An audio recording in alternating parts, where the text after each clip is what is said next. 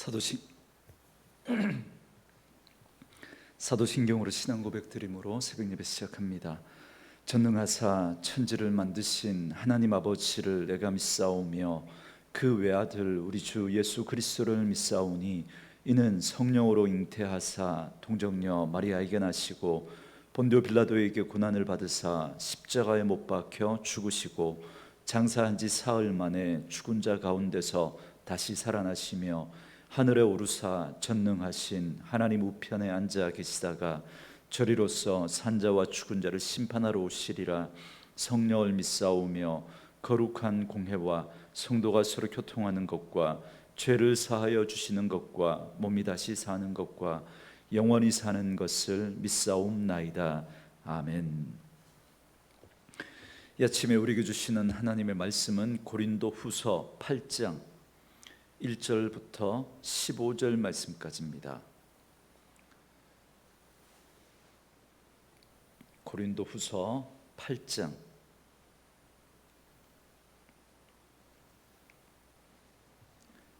1절에서 15절 말씀까지. 우리 말씀 찾으셨으면 한 목소리로 같이 읽습니다.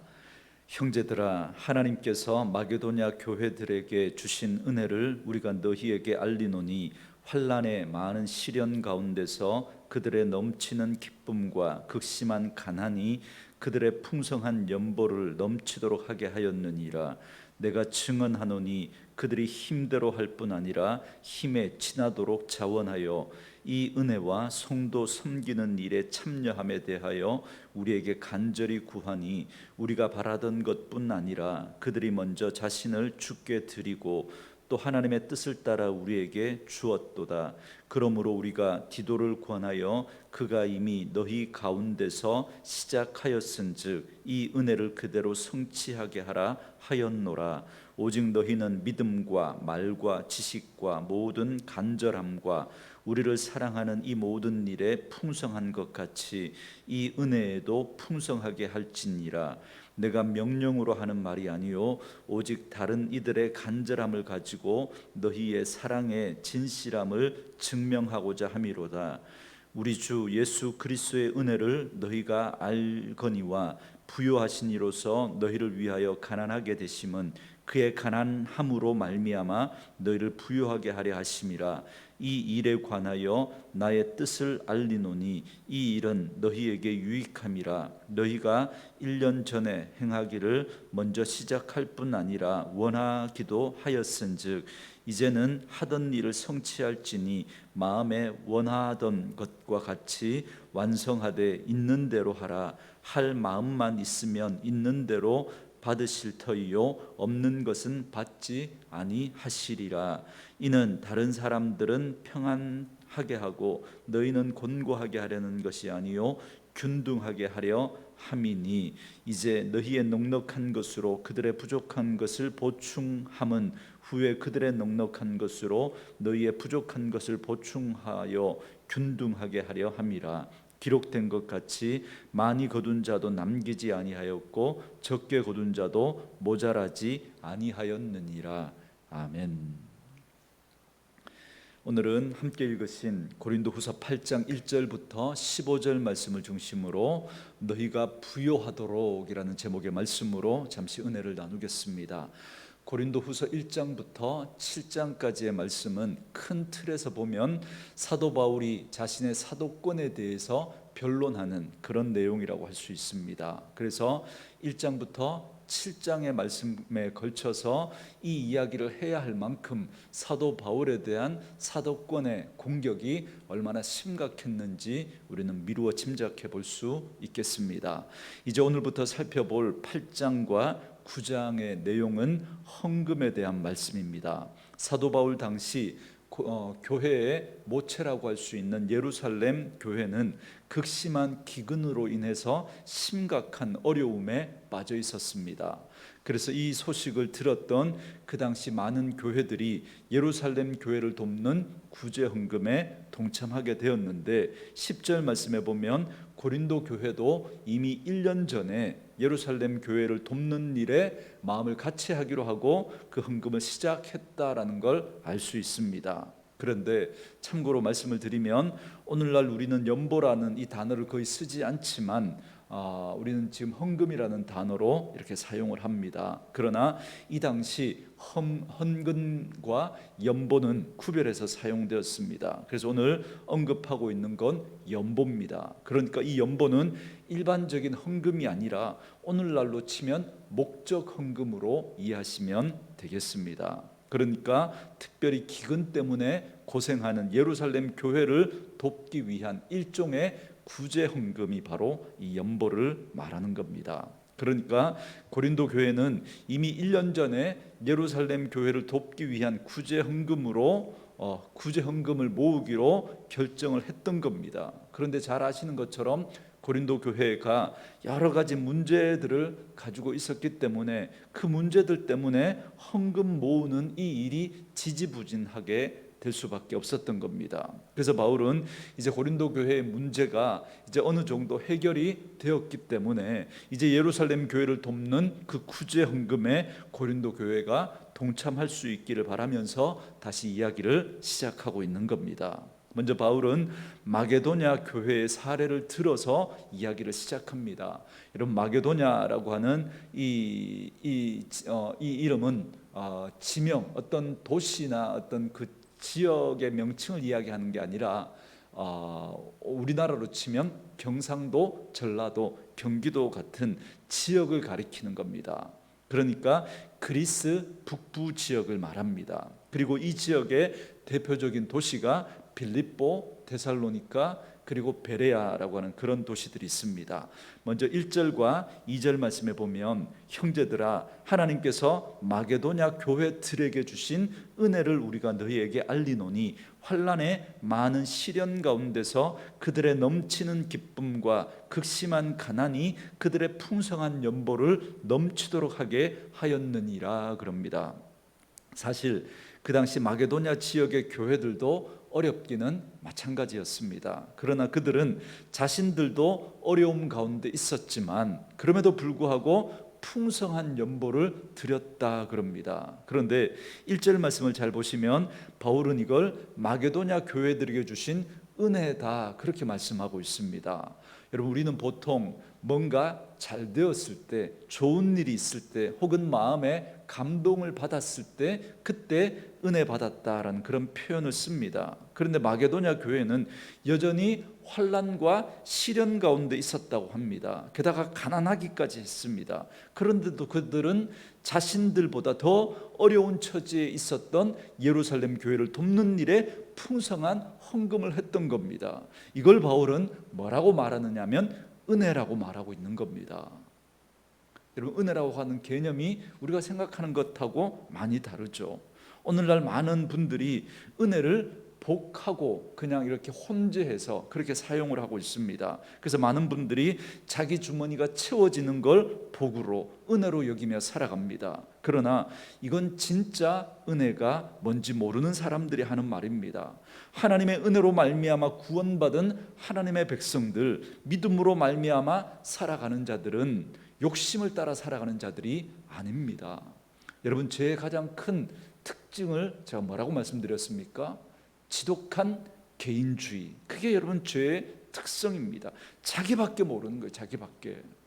그러나 은혜를 받은 사람, 그래서 하나님의 은혜를 아는 사람은 나만 생각하고 나쁜 나밖에 모르는 그런 인생을 살지 않습니다. 그래서 내 주머니를 채우는 것에만, 거기에만 마음 쓰며 살아가지 않고 오히려 내 주머니에서 나가는 걸 은혜로 여기며 살아가는 사람들, 그 사람이 진짜 은혜를 받은 사람이고 그 사람이 바로 하나님 앞에 믿음으로 살아가는 사람들입니다. 그래서 여러분, 사도행전 20장 35절에 보면 이렇게 말씀합니다.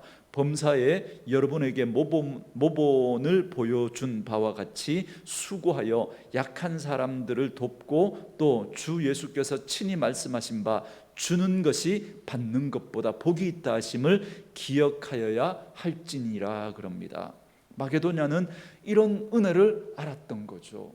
주는 것이 받는 것보다 복되다는 걸 알았습니다. 그래서 자신들도 가난하고 어려운 가운데 있었지만 그럼에도 불구하고 더 어려운 이 예루살렘 교회를 돕는 일에 온 힘을 다해서 헌금에 적극 참여했던 겁니다. 그리고 3절 말씀에 보면 내가 증언하노니 그들이 힘대로 할 뿐 아니라 힘에 지나도록 자원하여 이 은혜와 성도 섬기는 일에 참여함에 대하여 우리에게 간절히 구하니 그럽니다. 이런 마게도냐 교회의 성도들은 힘에 지나도록 헌금을 했고 이 일에 참여할 수 있게 해달라고 간절히 구하였다 그럽니다. 다시 말하면 그들은 의무감 때문에 마지못해서 연보에 참여한 게 아니라는 겁니다. 자원해서 기쁨으로 참여했다는 거죠. 그리고 5절 말씀은 특별히 우리가 더욱더 눈여겨볼 만한 말씀입니다. 5절 말씀에 이렇게 말씀합니다. 우리가 바라던 것뿐 아니라 그들이 먼저 자신을 주께 드리고 또 하나님의 뜻을 따라 우리에게 주었도다 그럽니다. 그러니까 마게도냐 교회 성도들은 바울의 기대 이상의 헌금을 했던 겁니다.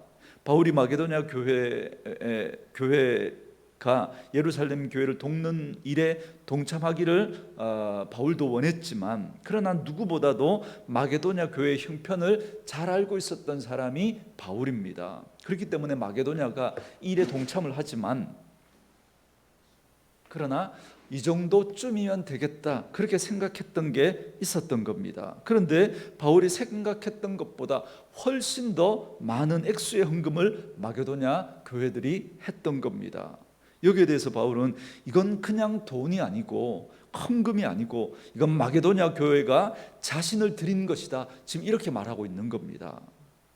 저는 우리 성도들에게 우리가 하나님 앞에 헌금을 하거나 물질을 드리는 것에 대해서 의도적으로 몰아가거나 강조하지 않으려고 합니다. 왜냐하면 헌금에 있어서 가장 중요한 원리가 자원하는 마음에서 드리는 것이기 때문에 그렇습니다. 그런데 목회자가 자칫 잘못하면 그것이 성도들로 하여금 자원하는 마음을 사라지게 하고 부담으로 작용할 수 있기 때문에, 그래서 드리고도 하나님 앞에 드리지 못한 것이 될 수 있기 때문에 그렇습니다.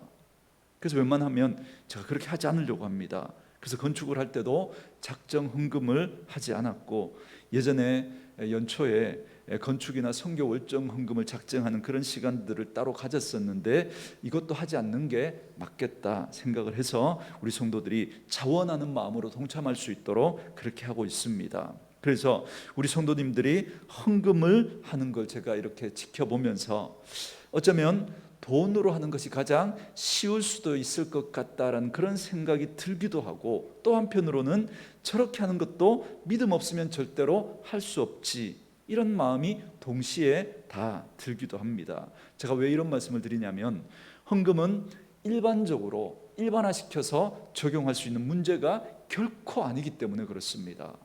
장로는 얼마, 권사는 얼마, 안수집사는 얼마, 집사는 얼마, 이렇게 책정할 수 있는 문제가 아닌 거예요.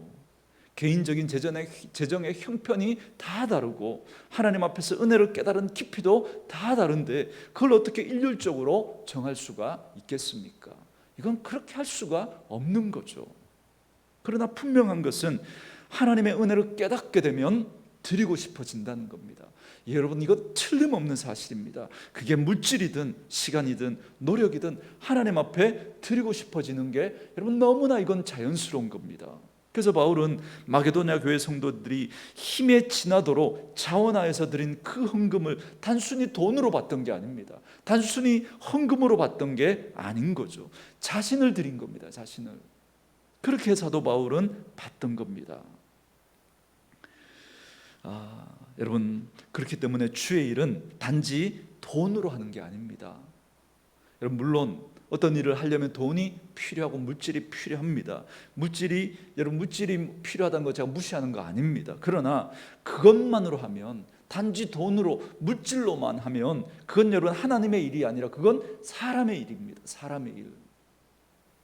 그러나 정말 그것이 주의 일이고 하나님의 일이 되게 하려면 여러분, 돈 이전에 하나님이 주신 은혜 앞에 감사하고 그것을 하나님이 기뻐하시는 일에 드리고 싶은 자원하는 마음과 하나님의 뜻을 구하는 그 태도가 우리에게 먼저 있어야 되는 거죠. 그리고 나서 그 물질이 필요한 거예요. 그때 하나님의 일이 될 수가 있는 겁니다. 전 사랑하는 우리 온누리 교회 가운데 이 은혜가 있기를 주님의 이름으로 축원합니다.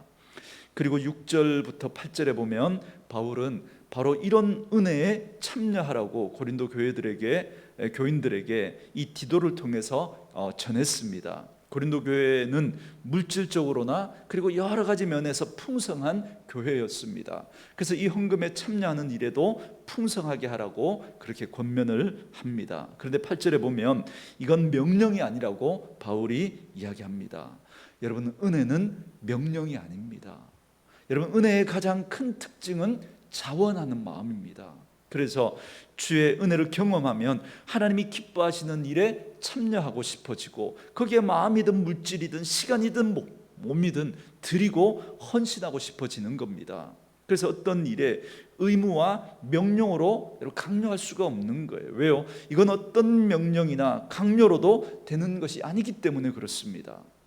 지금 사도 바울은 오직 고린도 교회들의 그 사랑이 얼마나 진실한가를 보이라고 그렇게 지금 권면하고 있습니다. 명령에 따라 억지로 하지 말고 마게도냐 교인들과 같이 고린도 교회 교인들도 진실한 사랑으로 자원하는 마음으로 이 일에 동참하라고 그렇게 지금 말하고 있습니다. 이런 바울의 모습을 보면서 어떻게 보면 바울이 좀 짓궂은 것 같기도 하고, 또 바울이 또 이렇게 정말 이게 복된 일이고 정말 너무나 귀한 일인데 여기에 고린도 교회의 성도들이 정말 자원하는 마음으로 어떻게든 동참하기를 바라는 그런 목회자의 어떤 개인적인 어떤 바람이 이 이야기 속에 묻어나는 게 아닌가, 저는 그렇게 보여집니다. 그래서 어떻게 보면 이게 비교일 수 있잖아요, 그죠? 그런데도 막 그렇게라도 해서 고린도 교회가 좀 참여하기를 바라는 그런 마음이 이 바울에게 있었던 거죠. 그래서 명령할 수는 없고 이게 억지로 되는 게 아니라는 걸 바울이 너무 잘 아니까, 그래서 어떻게든 좀 많이 동참했으면 좋겠는데, 그래서 마게도냐 지역에 있는 교회 성도들이 잘하는 그 이야기를 이렇게 들어가면서 동기부여를 하고 있는 겁니다. 이처럼 바울은 마게도냐 이 성도들의 그 헌금의 사례를 통해서 고린도 교회 성도들도 적극적으로 동참하기를 바랬던 겁니다. 그런데 바울은 보다 근본적인 이유를 말하고 있습니다. 9절 말씀인데요, 우리 주 예수 그리스도의 은혜를 너희가 알거니와 부유하신 이로서 너희를 위하여 가난하게 되심은 그의 가난함으로 말미암아 너희를 부유하게 하려 하심이라 그럽니다. 여러분, 우리 예수님은 가장 부유하신 분으로서 스스로 낮아지시고 가난하게 되셨던 겁니다. 왜냐하면 우리를 부유하게 하시려고. 이 은혜를 입은 자들이 바로 저와 여러분, 우리 성도들인 줄 믿습니다. 여러분, 에베소서 1장에 보면 성도들이 그리스도 안에서 받은 그 은혜가 얼마나 놀라운 것인지를 사도 바울이 말씀하면서, 거기에 보면 성도들이 받은 그 기업의 풍성함이 어떠한 것인지, 그리고 우리에게 주신 그 소망이 얼마나 놀라운 것인지, 그리고 예수 그리스도 안에서 우리에게 주신 그 능력이 얼마나 큰 것인지를 사도 바울이 쭉 이야기합니다. 그리고 마지막 1장 23절 말씀에서 이렇게 말합니다. 교회는 그의 몸이니 만물 안에서 만물을 충만케 하시는 이의 충만함이니라 그럽니다. 그러니까 교회는, 우리 성도들은 이 세상 만물을 충만하게 하시려고 하나님이 먼저 교회인 우리 성도들을 어떻게 하셨다고요? 하늘의 풍성한 것으로 충만하게 채우셨다, 그렇게 말씀하고 있는 겁니다. 여러분, 우리는 이미 그렇게 놀라운 은혜와 복을 받은 자들인 줄 믿습니다. 그래서 오늘 본문 9절 말씀처럼 우리는 예수님께서 우리를 위해서 가난하게 되심으로 부유하게 된 자라는 사실을 여러분 꼭 기억하셔야 됩니다. 그렇기 때문에 이 은혜를 깨달은 자들이 이제는 은혜를 나누는 일에 자원해서 동참하게 되는 겁니다. 저와 오늘 이렇게 말씀으로 이 하루를 시작하는 저와 여러분들에게 이 은혜가 있기를 주님의 이름으로 축원합니다. 계속해서 사도 바울은 10절부터 15절에서 이렇게 구제 헌금에 동참하는 것은 서로의 부족한 것을 보충해서 균등하게 하려는 것이다, 그렇게 말씀합니다. 14절 말씀해 보시면 이제 너희는 넉넉한 것으로 그들의 부족한 것을 보충함은 후에 그들이 넉넉한 것으로 너희의 부족한 것을 보충하여 균등하게 하려 함이라 그럽니다. 이게 무슨 말이냐면 지금은 고린도 교회가 어려움을 당하고 있는 이 예루살렘 교회를 돕지만 혹시 나중에 상황이 뒤바뀌어져서 고린도 교회가 어려움을 겪게 되면 다른 교회들이 또 이렇게 도움을 받았던 예루살렘 교회가 또 도움을 주게 된다는 겁니다. 이게 꼭 물질적인 것뿐만 아니라 우리에게 물질이 또 이렇게 좀 있어서 그걸로 도우면 다른 또 곳에서는 또 다른 것으로 우리에게 채워줄 수가 있는 겁니다. 이렇게 해서 균등하게 된다는 거예요. 여러분, 이렇게 해서 하나님의 은혜는 흘러가야 하는 겁니다. 하나님의 은혜가 고여버리면 균등하게 할 수가 없습니다. 고여버리면 썩어버리는 거죠. 그 은혜는 흘러가야 합니다. 흘러가야 그래서 서로 균등하게 해야 되는 겁니다. 그런데 우리가 이걸 잘못 이해하면 공산주의로 오해할 수 있습니다. 여러분, 공산주의가 놓친 게 있죠. 그게 뭐냐면 은혜를 받고 자원하는 마음에서 해야 되는데 무력으로 억지로 강제적으로 하려고 그랬던 겁니다. 그러니까 그렇게 되지 않는 거예요. 그리고 실제로 여러분, 공산주의가 균등합니까? 절대 그렇지 않죠. 오히려 공산당 집권하는 자들이 그 욕심으로 빼앗아서 자기 배만 채우니까 오히려 빈부격차가 훨씬 더 심한 게 공산주의 국가 아닙니까? 인간의 욕심은 절대 그렇게 되지 않습니다. 억지로 되는 게 아닌 거죠. 은혜로 되어야 합니다. 은혜로. 그리고 은혜로 채우는 것이 아니라, 은혜는 채우는 것만이 아니라 흘려보내야 하는 겁니다. 그래서 은혜로 균등하게 되는 겁니다. 그걸 샘플처럼 보여주신 사건이 사도행전 2장에 나오는 오순절 성령 강림 이후에 사람들이 재산과 소유를 팔아서 각 사람의 필요를 따라 나누어 주었던 그 모습 아닙니까? 억지로 되었던 게 아니라, 명령에 의해서 된 게 아니라 성령의 역사로 은혜 가운데 자원하는 마음으로 일어났던 사건이었습니다. 은혜를 받고 나니까 내게 주신 것이 결코 나만을 위해 주신 것이 아니라는 걸 깨닫게 되었던 겁니다. 그래서 내게 있는 것으로 다른 사람을 유익하게 하는 것, 이게 하나님 나라의 원리이고 이것이 바로 복된 삶이고 은혜라고 하는 것입니다. 사랑하는 성도 여러분, 우리는 이미 하나님의 풍성한 은혜를 받은 사람들인 줄 믿습니다. 이 사실을 꼭 기억하시고, 그래서 받은 자로서 이제는 그 은혜를 따라 하나님의 몸된 교회와 그리고 하나님의 나라와 이웃을 위해서 받은 은혜를 흘려보내는 그러한 삶을 살아가는 분들 될 수 있기를 주님의 이름으로 축원합니다. 오늘 주신 말씀을 생각하면서 우리 찬양할 때 성도의 노래, 이 찬양 부르면서 우리 기도하는 시간 갖도록 하겠습니다.